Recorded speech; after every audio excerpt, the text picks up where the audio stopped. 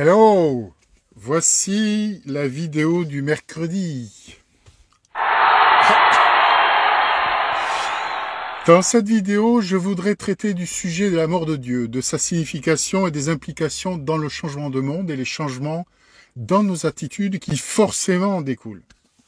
Dans cette vidéo, je vais te révéler ce qu'est devenu dans l'univers cet ancien Dieu, ce qu'il en reste en tout cas, et qui sont ces nouveaux adeptes. Je vais aussi te révéler comment il est mort en tout cas dans son apparence précédente, et du coup, où se trouve-t-il aujourd'hui?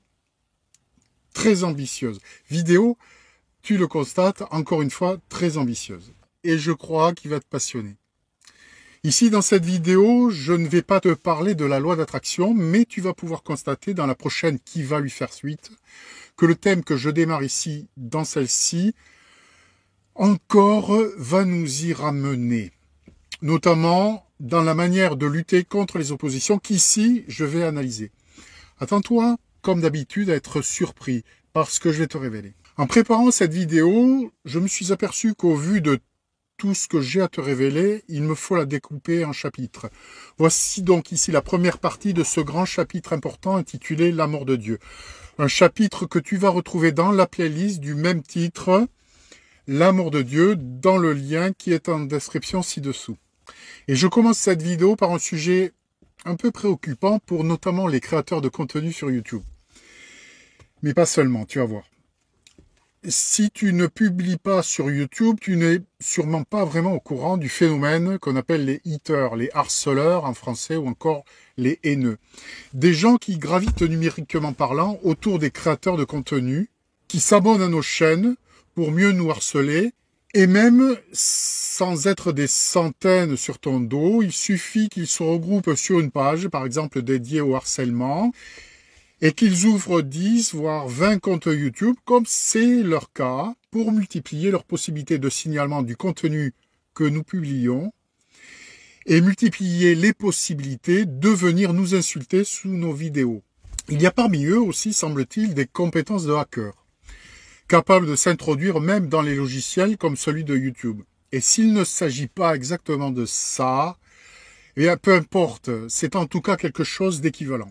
Sais-tu que ces haters se regroupent sur des pages internet, sur des forums, sur des Facebook ou que sais-je encore, dans le but de générer des signalements massifs de vidéos afin de les faire sauter ou bien de les faire déréférencer par YouTube.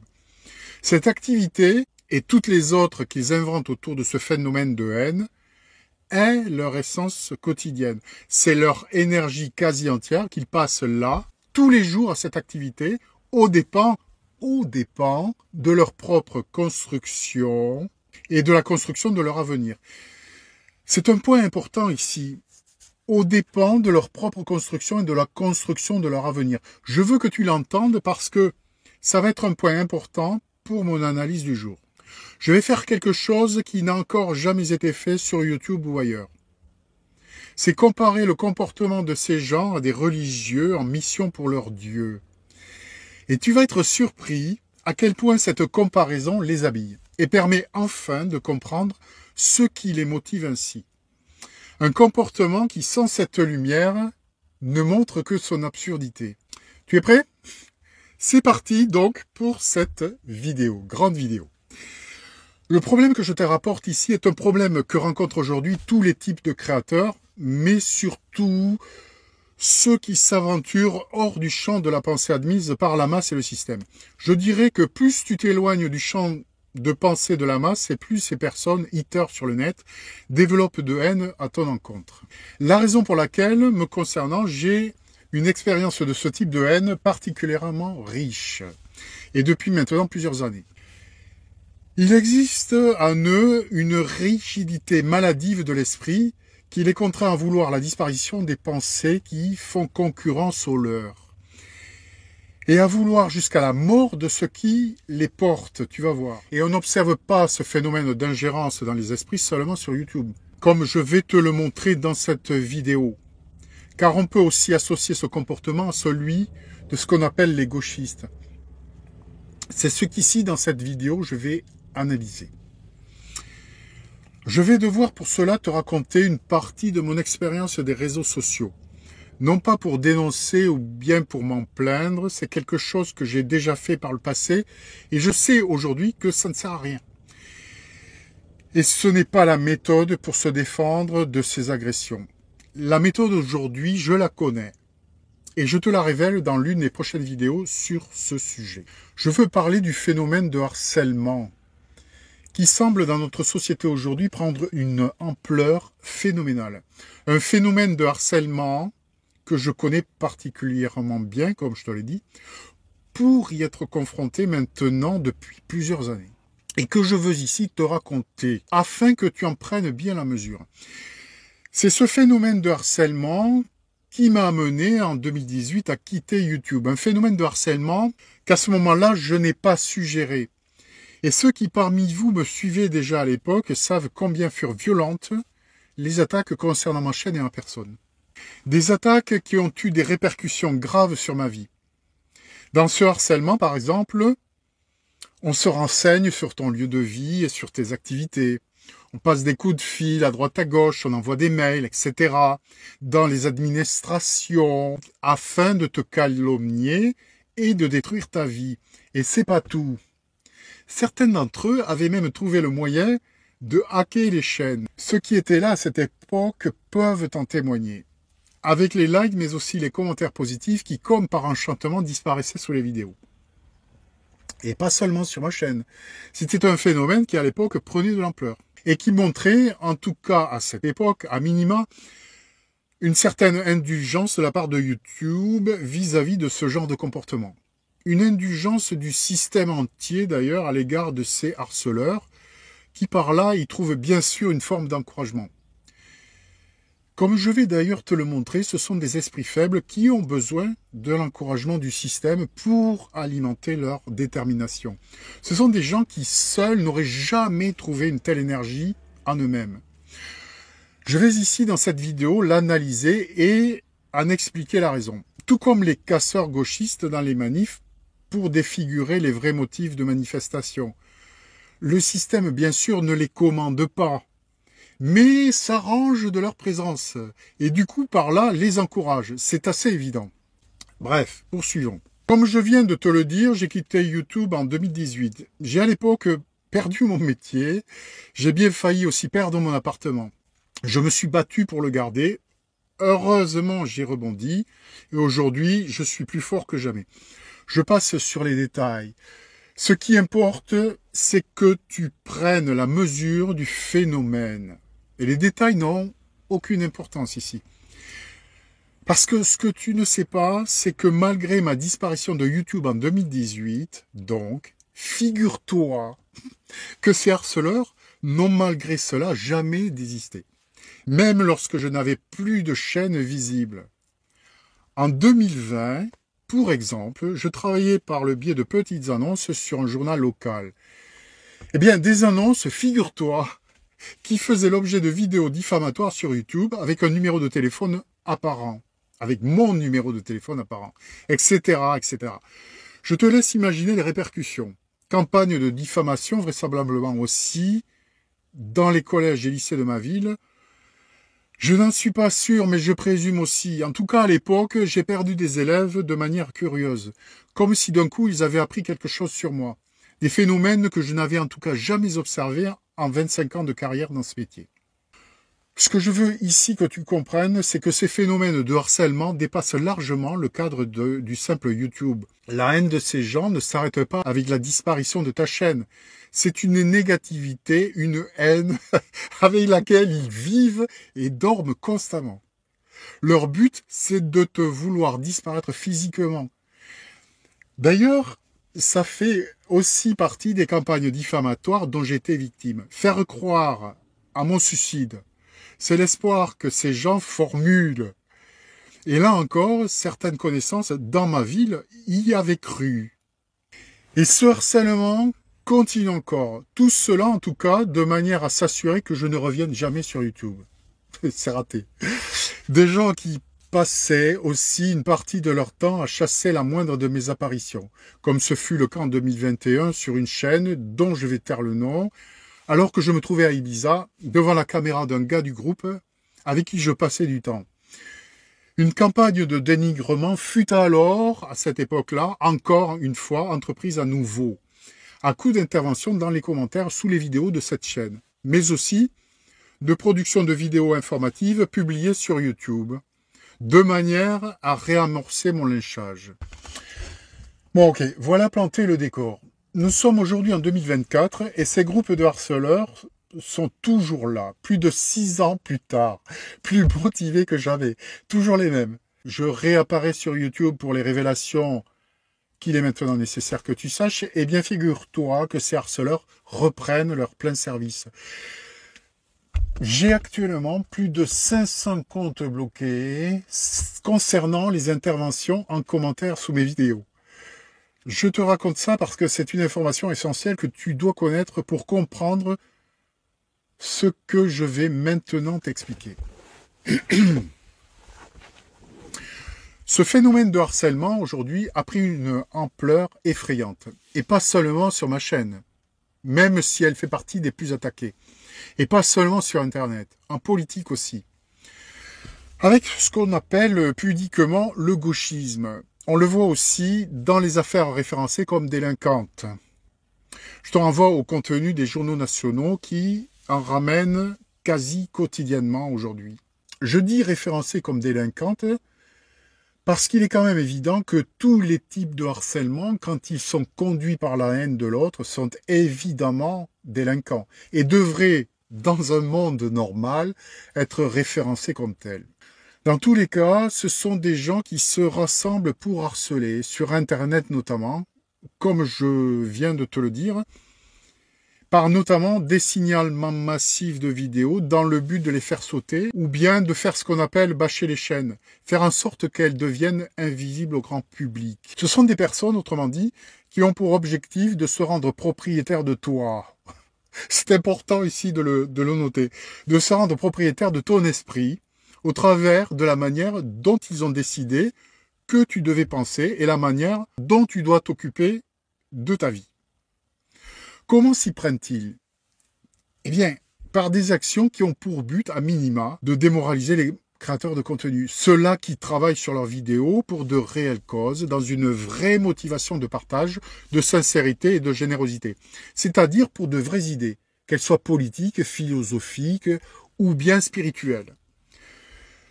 Pour des penseurs qui se préoccupent de l'avenir et y réfléchissent, autrement dit.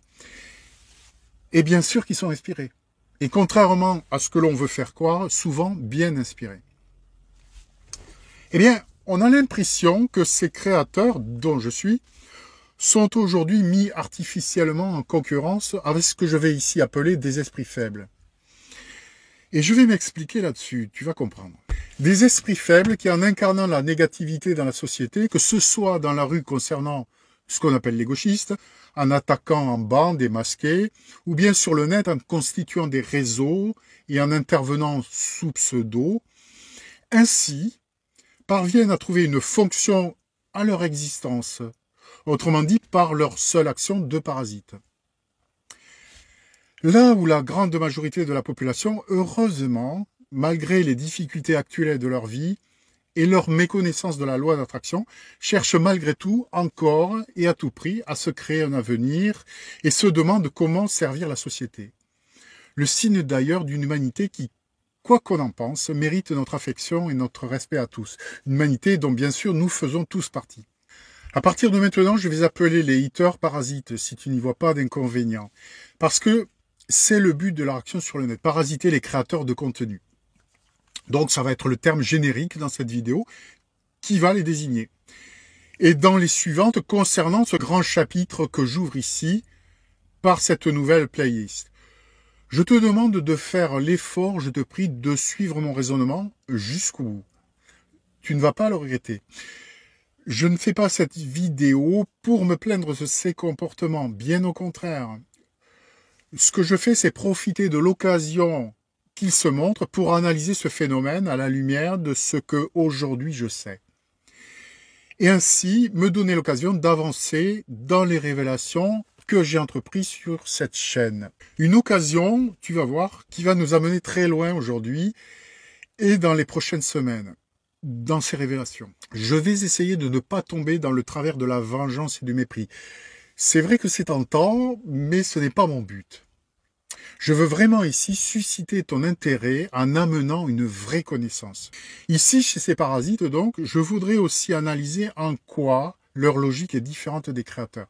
Différente de par la voie d'expression de la volonté de puissance qu'ils se trouvent, dans le sentiment de force que leur confère leur rassemblement.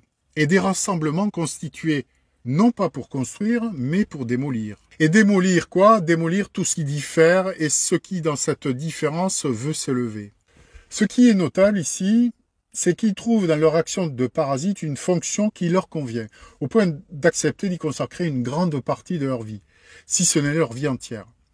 Ce qui me fait dire qu'il se joue là pour ces haters quelque chose de vital, qui les dépasse au point d'en faire une mission, et une mission qui les amène à sacrifier la construction de leur vie personnelle et leur avenir.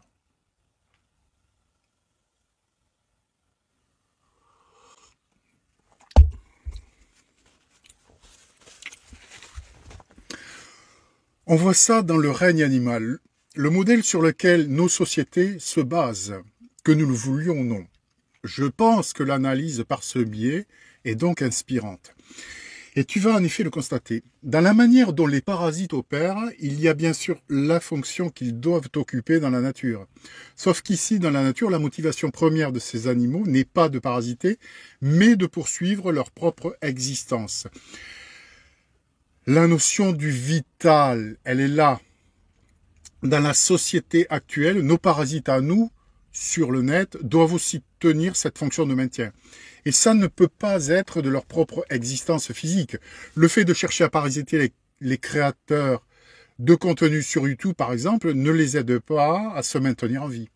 On est d'accord, n'est-ce pas? Au contraire, ils mettent leur avenir entre parenthèses pour s'adonner à une activité de parasitage infructueuse concernant leur propre vie. Ils aiment ça, ce sont des pervers, c'est une évidence. C'est une activité qui leur procure du plaisir, harceler et faire souffrir. Mais comme toutes les activités de maintien en vie, tout comme la vie nous a aussi dotés d'appétit et de plaisir sexuel. Le fait qu'ils prennent du plaisir à leur activité sadique n'est pas à elle seule ce qui peut expliquer leur existence.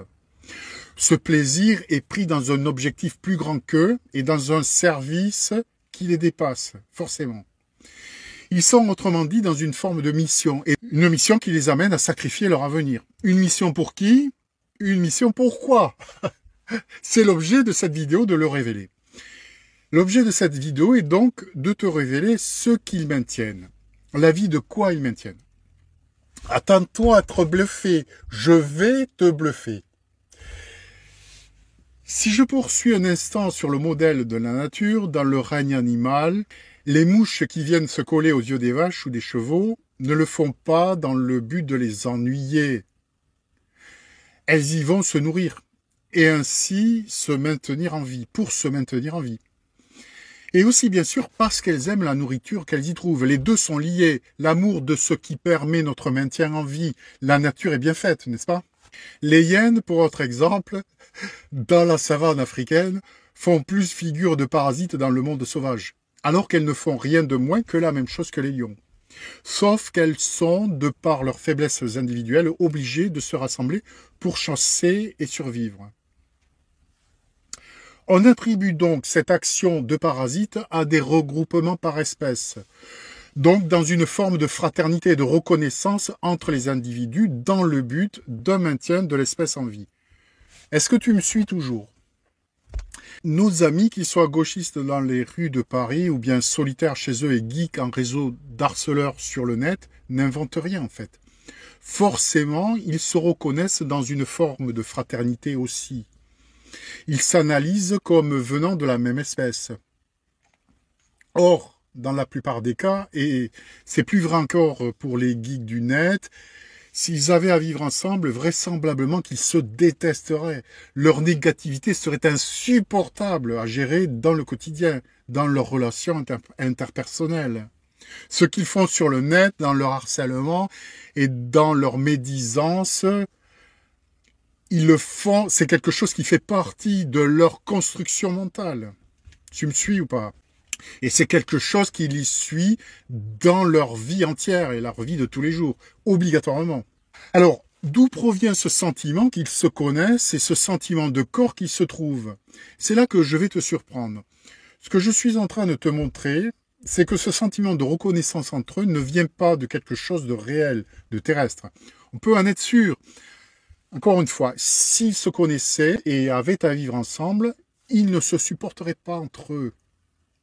Ce qui les relie est donc quelque chose d'irréel et qui donc est à chercher dans le ciel, autrement dit dans l'univers, dans le monde des âmes, et quelque chose qui manifestement ne porte ni mémoire ni vraie personnalité.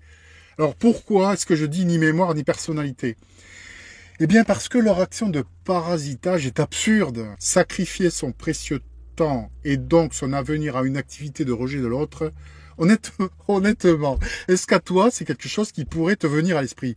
La valeur aussi qui les relie, et c'est un marqueur essentiel ici, est la pensée conventionnelle, qui fait pour eux figure d'autorité indépassable. Une autorité en même temps qui se trouve incarnée dans les médias conventionnels, ou bien encore dans la pensée scientifique conventionnelle, estampillée par des autorités comme vérité indépassable, qui là encore fait figure de religion pour eux.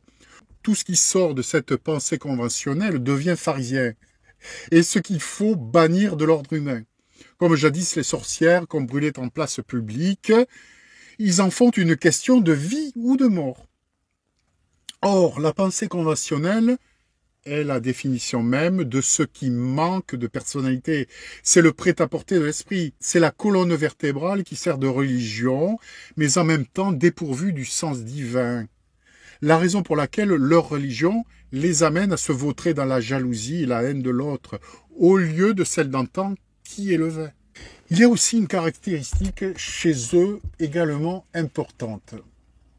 C'est qu'ils déploient leur action de parasitage dans des actions anonymes. Je te rappelle que les parasites dont il est question ici agissent sous pseudo quand c'est sur le net, ou bien masqués dans les rues s'agissant des bagarreurs et casseurs gauchistes. Encore à analyser comme une logique provenant d'une entité dans l'univers vidée de sa personnalité, et pour laquelle ces religieux du pire sacrifient leur vie et leur personne. Il y a là aussi l'idée que ces parasites, dans leur inconscience du sacrifice qu'ils font, dans cette préoccupation majeure dans leur vie, au détriment de leur construction personnelle et de la construction d'une vie à eux, il y a l'idée d'un ressenti insuffisant de leur propre existence, pour ressentir l'impératif de se construire une vraie vie. Ils n'ont pas cet impératif. On a donc la marque d'une individuation faible. Et une individuation trop faible, expliquant aussi leur obsession à devoir taire toute forme d'opposition à leur pensée. C'est-à-dire l'impossibilité dans la manière dont est construite leur âme de vivre dans la concurrence des idées et des pensées. Et je vais aussi te bluffer, ici encore. Cette individuation faible explique aussi pourquoi leur âme reste prisonnière de l'empreinte de notre ancien Dieu dans le ciel, même infirmisée au point de n'avoir plus ni mémoire ni fonction, autre que celle d'essayer de survivre. Eh oui, ça y est, j'ai déjà commencé à lâcher l'info. L'entité que nos parasites servent est l'empreinte de notre ancien Dieu dans le ciel. Un ancien Dieu mort parce que aujourd'hui terrestre.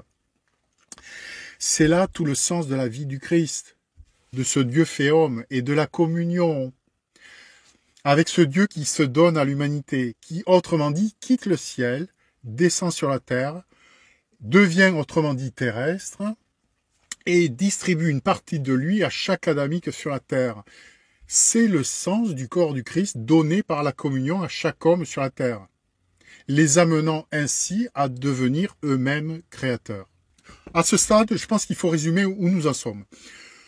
Alors, ce que servent nos parasites, l'entité qui leur permet de se reconnaître entre eux, eh bien, elle est bien une entité qui se trouve non pas dans la réalité, mais dans l'univers.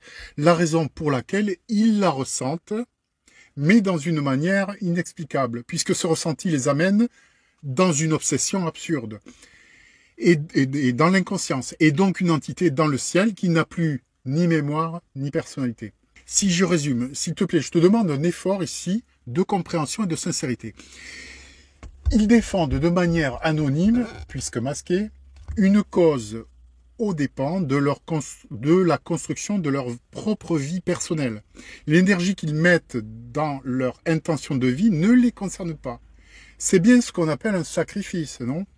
Ce même sacrifice qui faisait dans le temps qu'on sacrifiait sa vie, je te le rappelle, qu'il s'agisse de nos anciens chevaliers par exemple, ou de manière plus générale de militaires, qui portaient l'uniforme et haut leur bannière ou leur drapeau. On retrouve ici la notion d'anonymat, n'est-ce pas? Mais pour aller défendre une cause, une nation, une religion, un Dieu qui les dépassait, qui les surpassait, dans un sacrifice qu'ils ressentaient nécessaire pour la survie d'une entité plus grande et plus importante que leur propre vie, et pour une entité dans le ciel, ressentie sur la terre, dans leurs tripes, et qui prévalait sur leur propre existence. Dans le cas de nos anciens, il s'agissait d'une idée supérieure avec de vrais motifs et qui les engageait à 100%. Une présence aussi ressentie, mais identifiée sur Terre, dans leur religion ou leur nation ou leur pays, et suffisamment visible et prégnante pour les amener à faire le sacrifice de leur vie physique.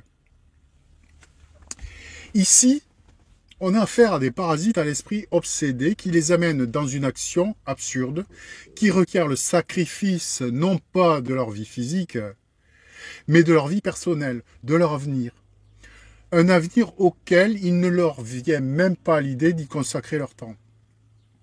Les ressorts sont exactement les mêmes. C'est ce que je veux ici te montrer. Ce qui diffère, ce sont les motifs. Et la puissance de ces motifs, une puissance à trouver dans la visibilité terrestre du message. Dans le cas des chevaliers, c'est la religion ou le drapeau. Dans le cas de nos parasites, il n'y a plus cette identification du motif pour laquelle ils sacrifient leur avenir. Car leur vrai motif est de servir le système, mais en même temps, un système dont ils renient la paternité, dans la manière qu'ils ont de vouloir se montrer libres. Le détruire, ce système, est aussi, bien sûr, la méthode qu'ils se trouvent pour s'en libérer. Fantasmer. Pour se libérer d'une emprise qu'ils refusent, mais dans laquelle ils sont pris, un système dont ils sont esclaves et dont inconsciemment, ils protègent les intérêts. Tout ce qu'ils font, de toute manière, est inconscient. Ce sont des esprits faibles qui nécessitent l'inconscience pour agir. Leurs motifs, du fait qu'ils soient invisibles ou bien récusés sur la Terre, sont du coup devenus flous, dans le cas de nos parasites, et qui se déploient en même temps que dans une action obsédante et absurde pour des objectifs de destruction et non plus de construction. L'entité que défendaient les chevaliers d'antan et que défendent aujourd'hui nos parasites est la même. Sauf qu'entre-temps, elle a été vidée de sa fonction, de sa mémoire et de sa personnalité. Parce que le Dieu pour lequel se battaient nos proches chevaliers d'antan s'est aujourd'hui fait homme. Il a quitté le ciel. C'est bien cela l'image que portait le Christ. La promesse d'un Dieu fait homme et qui se donne en partage à l'humanité. Il me reste à t'expliquer encore beaucoup de choses à ce sujet, mais je laisse cela pour la vidéo partie 2 de ce grand chapitre, la mort de Dieu. Dans la prochaine vidéo, nous allons poursuivre cette analyse dans laquelle je vais plus développer la réflexion sur l'individuation que tu m'as un peu vu amorcer dans celle-ci de vidéo. La semaine prochaine, nous allons aussi analyser si oui ou non les valeurs ont été inversées. En tout cas, il semble que oui.